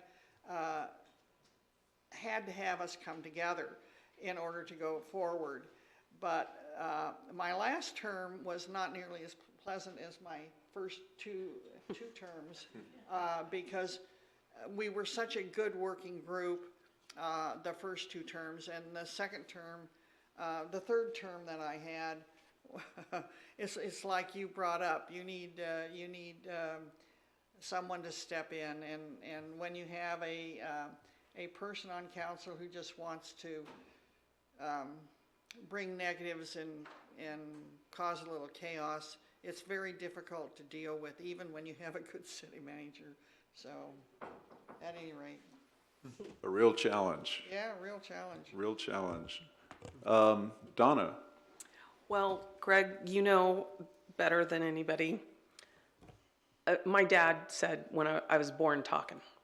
And so one of the things I think for me, the Brown Act is really not an issue for me. I don't have a problem having any kind of conversation from the dais, and the reason is because I have made a concerted effort to make sure that I know my fellow council members. And so it's really not I just know. I know how they feel about certain subjects because I know them. And so I don't ever really have a problem wondering where the vote is going. I pretty much know because I know them. But I will say, and I said this to Chris Freeland the other day, I don't know how you do it. And I think that it is so imperative to have a good city manager, and I can read his facial expressions. And when he says, well, your colleagues, and I'm like, oh, all right, I've got an issue. I got to figure out which one it is. So who am I going to talk to first? So that's what you do. You have to build consensus amongst your colleagues, and that's what's most important to move the business of the city forward in a positive way. Dick? Well, I had the opportunity to serve before the Brown Act as well as after. You, Yeah, let's hear that perspective. that's the Wild West. We used to meet in the Messenger Building over by the Indian Wells Gate. That was City Hall. And when the meeting was over, the five of us would always come over to Indian Wells Hotel, which was owned by Desi Arnaz at that time. And Lucy's brother ran it, Fred Ball. But the five of us sat there and have a cocktail and discuss the city's business. That's how you get it done. I was born in the wrong era, so I'll tell you. And the city ran very smoothly. I'll bet it did. Then when the Brown Act came in, of course, we had to adhere to that. But I had a 3-2 council in everything I tried to achieve here with the golf resorts, attracting the hotels, trying to save the city. Everything was a 3-2 vote. It was interesting to go to get a bond rating with a 3-2 council. And fortunately knew the head of the bond rating agency, so we got a pretty good rating. Yeah. We had a lot of arguments, but we tried to keep them here and out in front of the public. Occasionally, we would get into closed session and have at it. But in the long run, I think probably it was healthy we had those kinds of conversations. Sure. It brought out both sides. It made you rethink some things. So there's an old saying, victory has 1,000 fathers, defeat is an orphan. Right. Okay. So on your 3-2 votes, I assume you're talking about getting all the way through from concept to completed Indian Wells Golf Resort. All the way up to groundbreaking. So once the project was finished and it was obviously successful, how many fathers among the city council members were in favor of the golf resort? Oh, everybody. Everybody, right. It's funny how opinions change, right? Then you couldn't spend enough money on it. You had to get it right. And I'm sure the naysayers, the detractors on the council were quick to take credit for everything that went well, right? I can't vouch for that, but Yeah. but they were on our side then. Yeah, they were, you bet. Somewhere along the line, for a mayor, in order to run an effective meeting, to have an effective city council, don't you think that leadership comes into play? Oh, without a doubt. You know, I mean, you just have to point the way sometimes, and sometimes it's lead, follow, or get out of the way, you know. And I'm sure we've all been there. I know Dick was there, 3-2 votes, you know, having to tell 2 members of the council, you'll just have to get out of the way. You know. Sometimes that's the only way you get things done. So we're nearing the end of our 2 hours of allotted time. I want to throw this question out, and I think it will probably generate a lot of discussion. What advice would each of you like to impart to future mayors who will hold down the job that many of you did several times and all of you did very well? Rob, let's start with you. Well, I think that you have to know going in that this is a team. To get anything done in the city, it's a team. So it's not about what you want, it's about what the collective consensus feels is the best thing for the city. And so I think my view was an effective mayor flushed out everybody's opinions sometimes before they imparted their own, so that they could really hear all the perspectives and then help guide that collective consensus.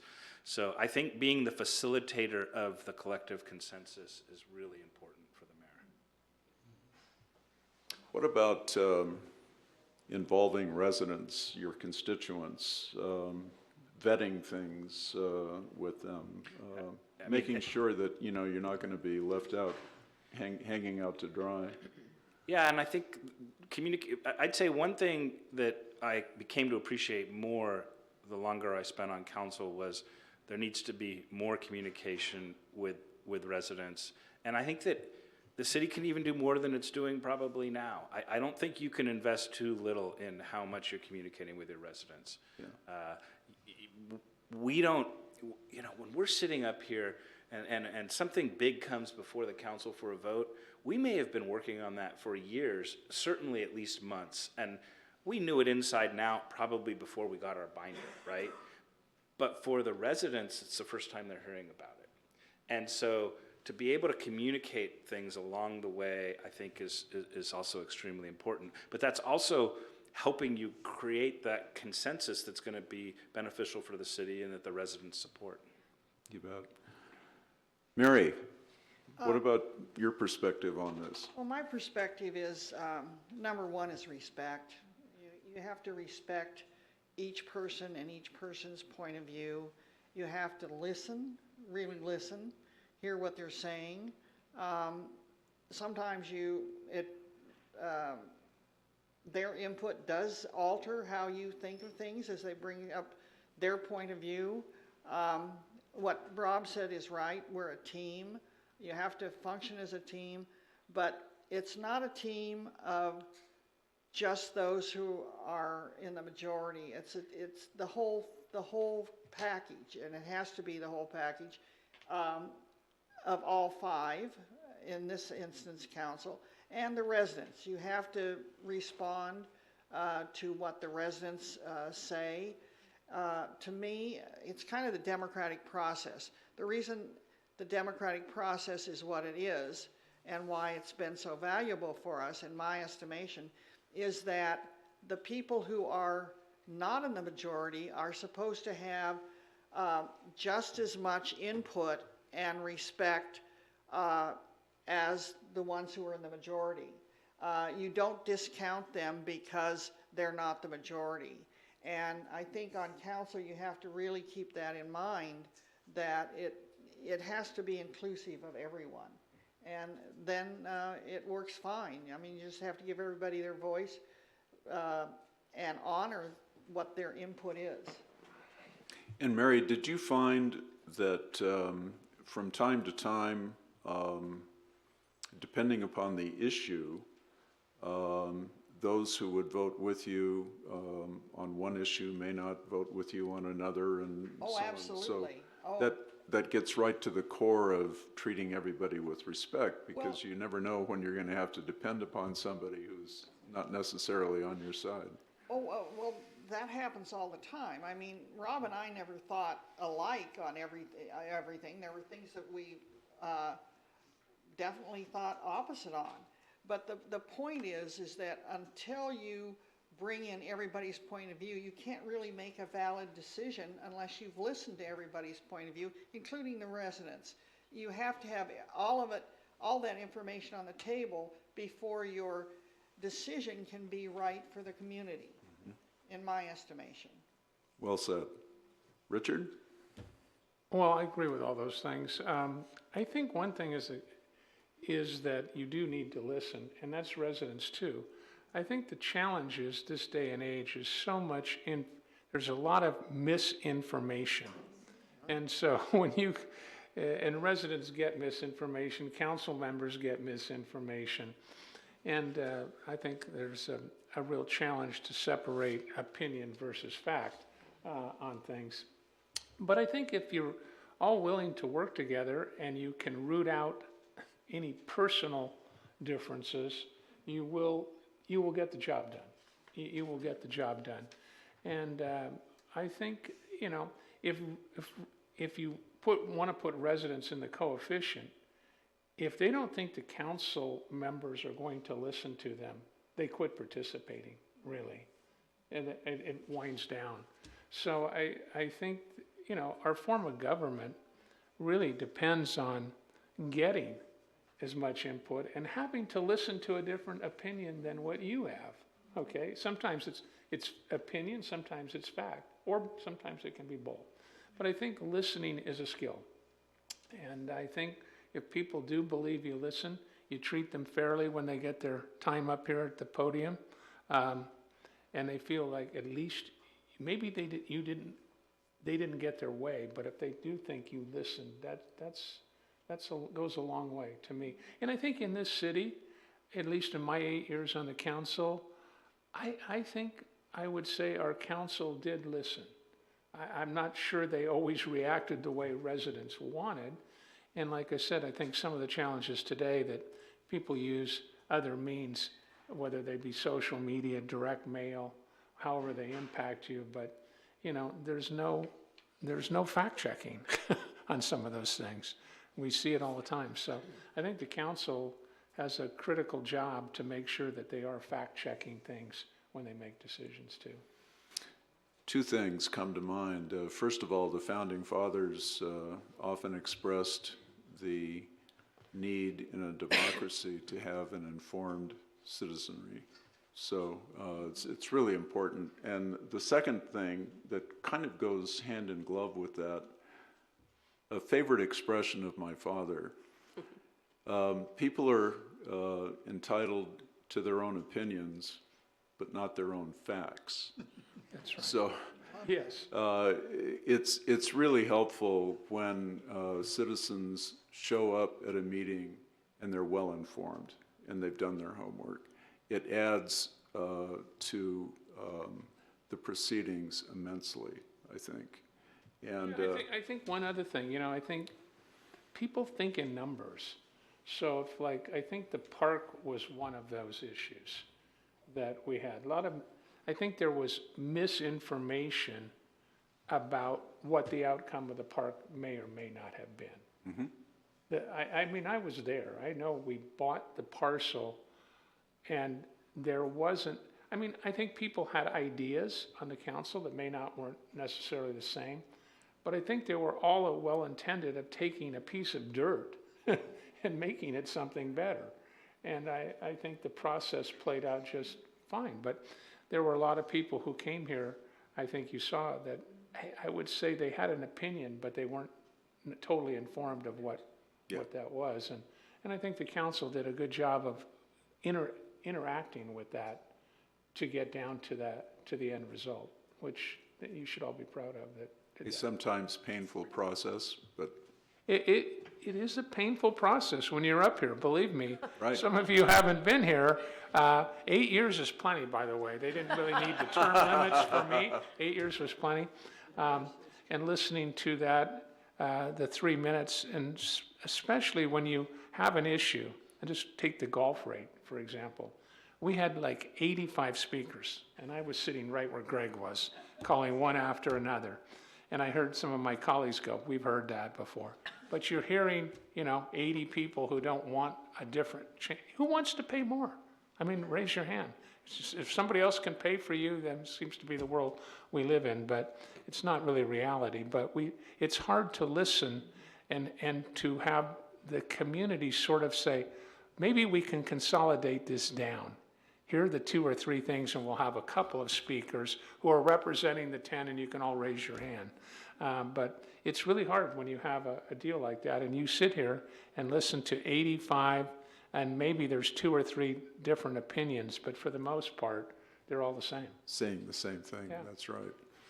Donna?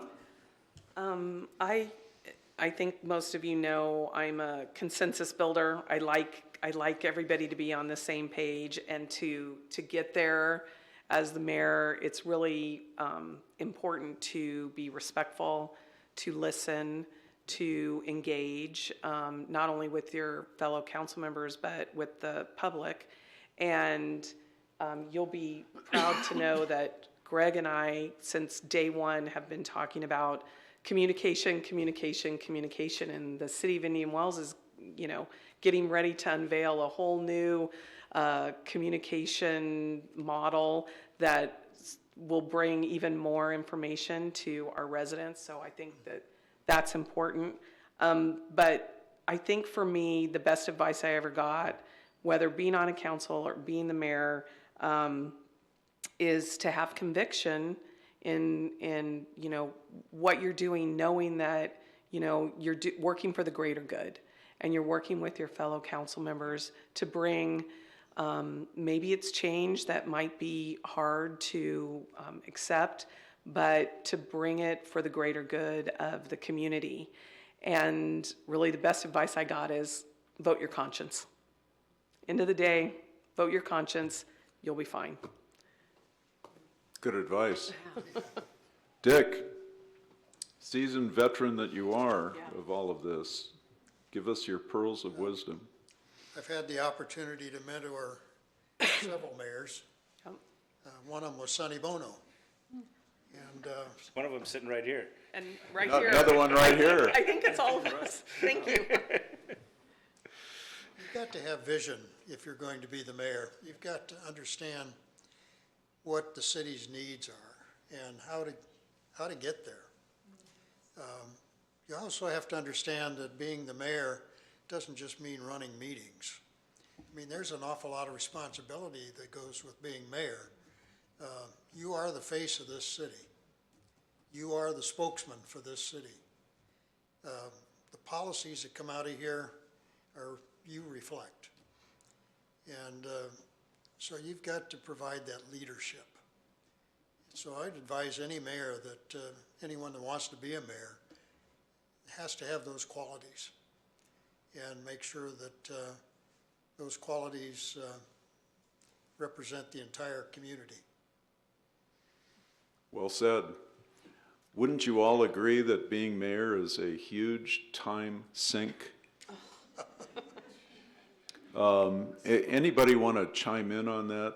I mean, I'll just tell the people here, I think the mayor gets $1,800 a month. City council members get what, maybe $1,500 a month, No, something. not that much. Not that much? Yeah, no. No, they started out at $1,500 for the mayor, $1,250 for the vice mayor, and $1,000.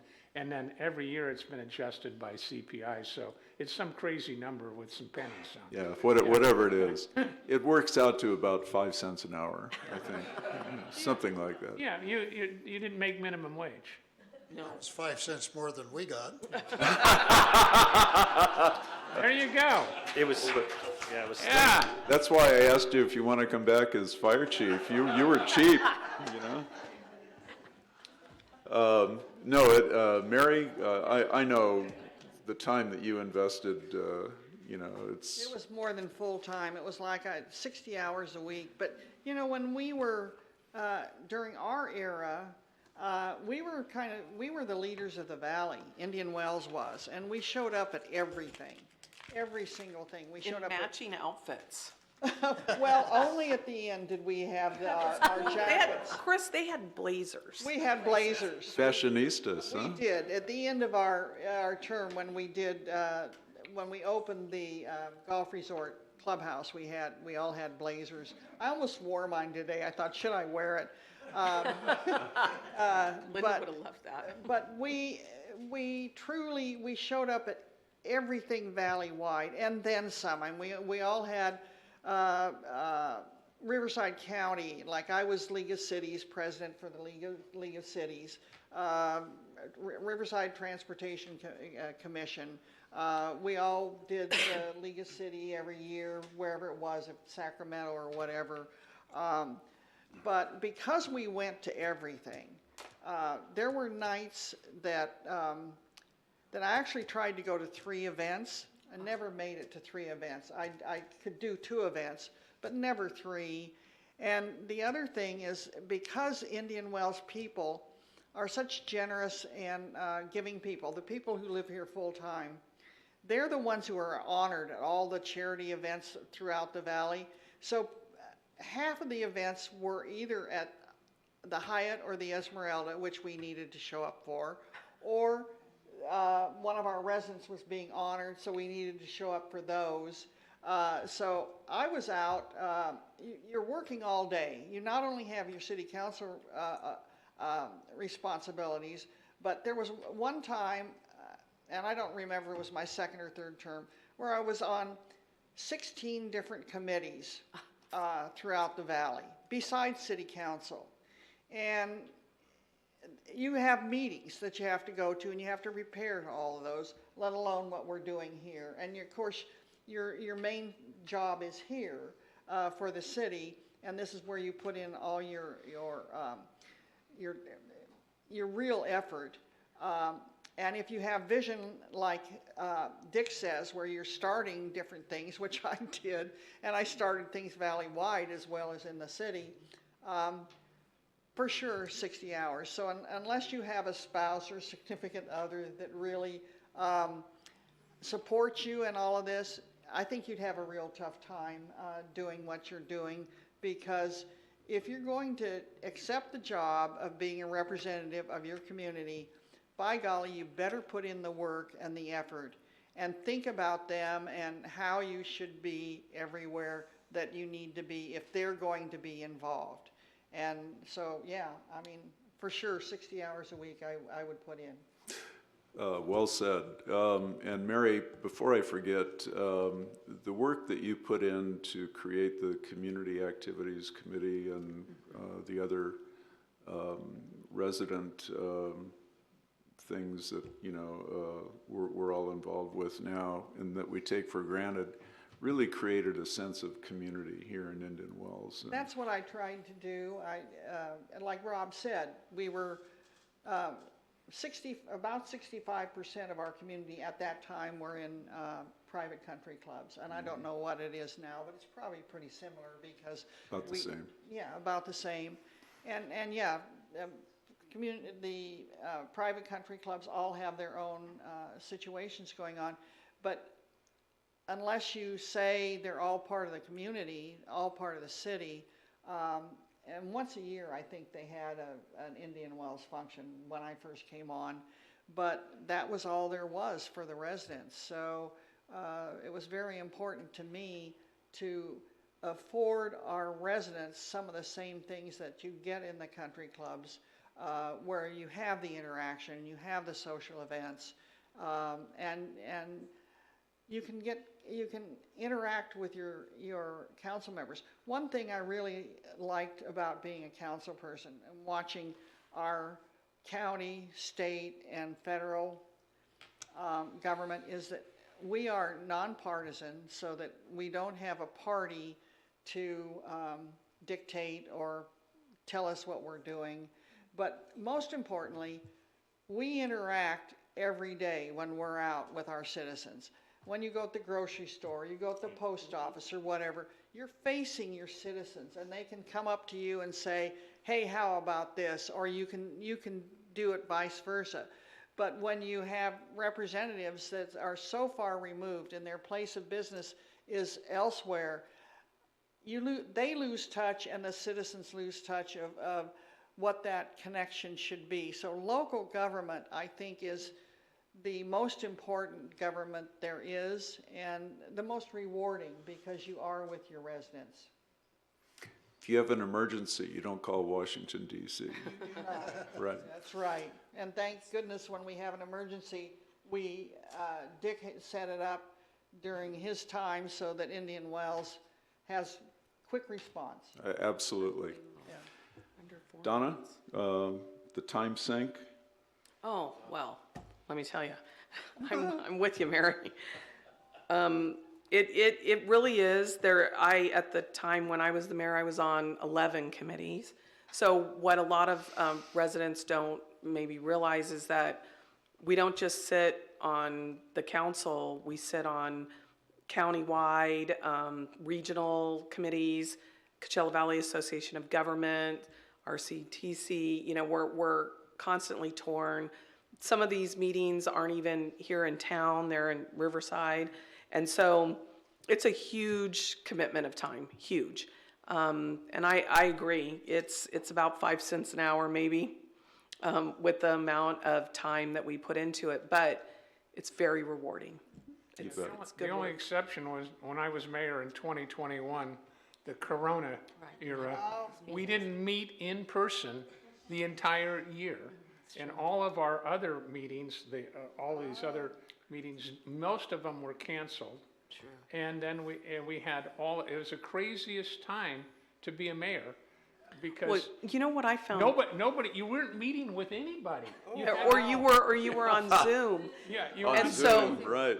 So for a full year, you're meeting, on Zoom, and I was new to the council, so my very first in-person CVAG meeting, I walked in and I'm like, wow, you are taller in person, because Right. you just see you're in a little box. the whole time. Residential input came on the phone, and they would let them in one at a time, and then if you were kind of a spiteful person, it was really easy to get rid of people and their comments, because you just cut them off the phone. But Yeah.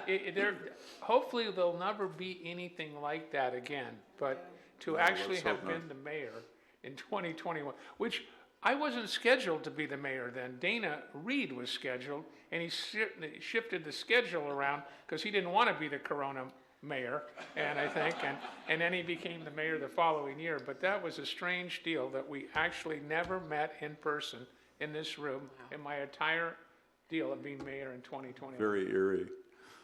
Dick? Time? I mean, Well, you're- good Lord, fire chief, volunteer fire chief, city council member for 16 years. Oh, my Well, God. as I mentioned, you have to be a visionary, understand what's missing. One of the things that was missing in the city was police protection. So I drove to Riverside and I met with the sheriff, county sheriff. I said, I'd like to contract with you to provide services to our city. He said, Dick, I'm never going to provide services to the cities over my dead body. The vice sheriff at that time was Coyce Bird. Coyce sat in on the meeting, and as we walked out of the room, he came out with me and he said, I'll be sheriff next. You and I will talk. Coyce got elected sheriff the next year, and he came to see me and he said, let's talk about our contracting with your city. We're the first contract city in California to have county police service. Then I was down having lunch with Coyce at the prison in Indio. And, As a guest or as as his guest. And 24 as we were 24 walking hours out, I saw all these employees in there, and I said, are these people all sheriffs? And he said, no, those are non-sworn officers. I said, what if I got those non-sworn officers and brought them over to my city and put them in a police car and let them just drive around, could, they could CSOs. become community service officers? And he said, I don't know, I never thought about that. He said, we can try it. So we were the guinea pig for community service officers. And we were the first one to have that. And what it did was it reduced our police costs Yeah, by substantially. tremendously. still does. Sure, absolutely. Well, the bottom line is all of that effort took a great deal of time, I'm sure. Well, when you're trying to build a city, and maintain a city, it takes time. There's no question about it. I founded the Convention and Visitors Bureau. I wrote the Joint Powers Authority for them. Right. That got them started. Yeah. And because we had hotels, we needed to be represented. And Palm Springs was not doing anything for us. So I formed our own Convention and Visitors Bureau called the Desert Resorts Convention and Visitors Bureau, and hired the staff and put them up in a building I owned so that we could get started. And over a period of time, the tail began to wag the dog. And all of a sudden, Palm Springs is coming to me and saying, maybe we ought to be talking about getting together. Well, there was no way to get together. We wound up dissolving both sides and forming a brand new one under a joint powers authority, and that's what we're. For the operating benefit under of the today. entire valley, right, including Indian Wells. Well, ladies and gentlemen, we're actually past our 2-hour allotted time. That brings us to a close. I want to thank our panelists, Richard, Mary. Could I say Richard? something? Oh, sure, go ahead, Dick. During COVID, while Dick was the mayor, I didn't have anything to do, so I got busy and I wrote a book. Oh, yes. And it's called Building California's Coachella Valley. It's got an awful lot, yeah, there's a copy of it right there. That's right. Well, I brought a few copies. It's a great If anybody book. would like to buy one, they're $20. Oh, I So should have brought after the mine for you meeting, to sign. if you're interested, I've got a few with me. Will you autograph Rob- for people? I'll autograph them, of course. Rob, I think Dick will take credit if you don't have your Visa card. I have his book sitting on my coffee table at home. I need to bring it over for him to We sign. need them, we need them. Okay. So once again, Richard, Mary, Richard, Donna, Rob, thank you for participating. I think it's been enlightening for everybody. And with that, Well, We're adjourned. I'd like to thank Linda. Yeah, what's that? the Preservation I'd like to Foundation. thank Linda because Oh, I think absolutely. she did a lot of work on at least getting it organized, and it turned out to be far more enlightening than I thought it was going to be. Me too. And I think Mary and I were a little doubtful, but not to be negative, but. Well, I we weren't hope sure you're what we glad were you gonna talk about, participated. because none of us can match Dick Oliphant from all the That's information. true. so- We can't. That's it's all. Anyway, thanks, Linda. My pleasure. Thank you. And I'd like to thank the Community Activities Committee because the Indian Wells Preservation Foundation had the privilege of partnering with them today to put this on. So thank you, Community Activities Committee, again and again, and thank you all for joining us today. Thanks. There's food out there too, right? Okay. It went well. It was actually. It's fun. It was fun, I actually enjoyed it. I wasn't sure what to expect for 2 hours. Yeah. And it was, and I should have known when I have this Griffith here, that we would never have more than 2 hours. That's right. Like she said, she was born talking. We're talking.